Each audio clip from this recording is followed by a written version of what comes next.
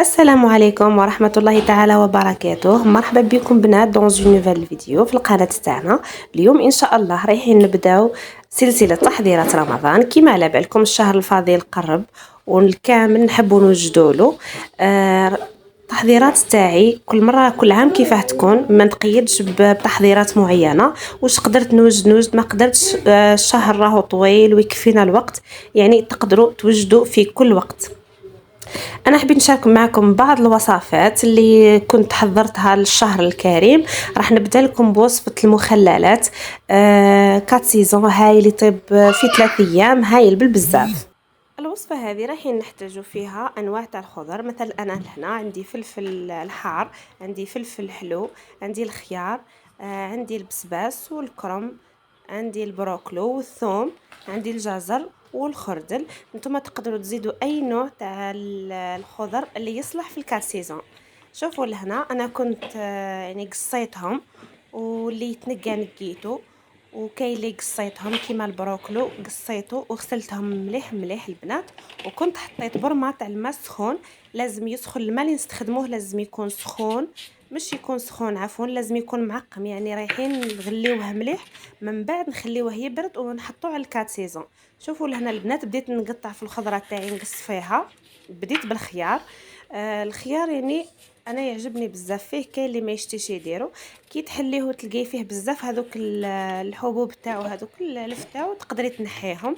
والقشره انا نمشي نستخدمه بالقشره تاعو، يجي بنين بزاف. وكامل الخضر اللي كنت درتهم راني قصيتهم. دوك تشوفوا معايا لهنا وجدت زوج تاع البلارات ولا لي بواط اللي راح نحط فيهم هذا الكات سيزون. انا لهنا استخدمت اون بلاستيك، نتوما اذا عندكم القزاز يكون احسن واحسن. انا ما كانش عندي متوفرين يعني في المنزل، ما عنديش، قلت حتى نخرج ونشري ونعاود نفرغهم فيهم. اذا ما عندكمش تقدروا تستخدموا هذا برك تاع الاون بلاستيك، يجيو هايلين ويصلح فيهم نورمال. تبعوا معايا الوصفه البنات راح تجي ناجحه. وبما انه فصل عفوا بما انه رانا في فصل الشتاء ومع رمضان قريب، كاين بزاف يشتيو يحطوا في لاطابل تاعهم هذا النوع تاع المخللات ويطيب في 3 ايام. لهنا راني نقص في الفلفل تقدروا تستخدموا حتى الفلفل الاحمر والاصفر اللي عندها تستخدم. تقدروا تزيدوا فيه الكورنيشون، تقدروا ديروا فيه هذوك لي شالوت، يعني البصله الصغيره هذيك.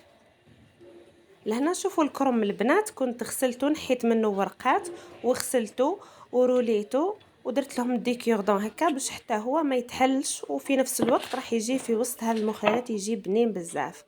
ثاني البروكلو كنت فصصته صغير وحطيته.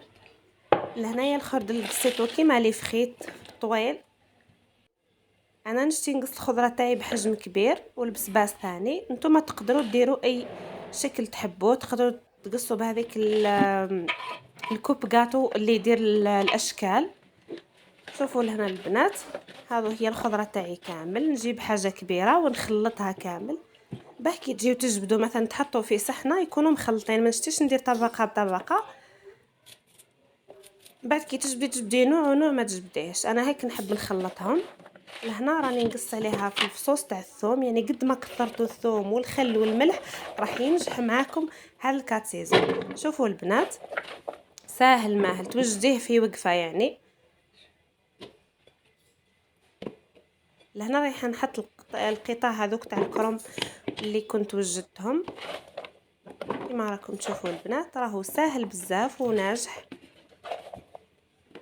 نتوما ماشي محتاج ديروا كونتيتي كبيره، ديروا كونتيتي بالخضره اللي عندكم في الدار. يعني اذا كانت اكثر منكم تحبوا ديروا بزاف ديروا، اذا تحبوا حاجه قليله تقدري تقصي على حسب يعني عدد الافراد اللي عندك في العائله، ولا على حسب اذا تحبوا تذوقوه تقدري ديري المره الاولى حاجه قليله، من بعد اذا شفتي بلي عجبك ونجح معك تقدري ديري دي كونتيتي كبار. من المشاريع اللي تحب تخدم مشروع تاع الكات سيزون في هذا رمضان تقدر توجدوا بدايه من هذا الفيديو، يعني من نهار اليوم حتى النهار يعني اللي طيب فيه بعد 3 ايام 4 تبدا توزع فيه على الحوانت والمحلات رايحين يبيعوه. شوفوا لهنا البنات بعد ما كملت حطيت الخضره تاعي كامل، ما تضغطوش عليها بزاف. هنا رايحين نديروا نحطوا الخل تاعنا. الخل تحطوا قيس يعني ربع تاع الكونتيتي. يعني اذا درتوه كيما هادو تحطي الربع تاعها ديريه خل، تعمريه قيس الربع تاعها ديريه خل. والكونتيتي تاع الملح حطي يعني قد ما قدرتي، كيما انا في كل وحده الكبيره درت فيها تقريبا 5 مغارف تاع الملح، والصغيره ثاني درت فيها كونتيتي مليحه باه تضمنوا باللي يعني تسمى كعاد الملح راهو ماده حافظه. لهنا كيما قلت لكم كنت وجدت ماء سخون، سخنته مليح وخليته حتى برد تماما. اتونسيون تحطوا الماء تاعكم سخون. لهنا كنت نسيت البنات برك القارص والزيتون، وجاني بلي ما حطيتش بزاف الثوم، عاودت قلت نحط معكم ندير معاه الثوم بزاف. شوفوا لهنا الشرائح تاع القارص ثاني، هذو مواد حافظه البنات رايحين يحافظونا على الخضر تاعنا باه ما يفسدوش، خاصة الخل والملح. والخل مستحسن تستخدموا الخل الأبيض. شوفوا لهنا البنات درت فيها الزيتون، تقدروا تستخدموا كامل انواع الزيتون، ورايحين تحصلوا على واحد الكاتسيزون هايل بزاف بعد 3 ايام.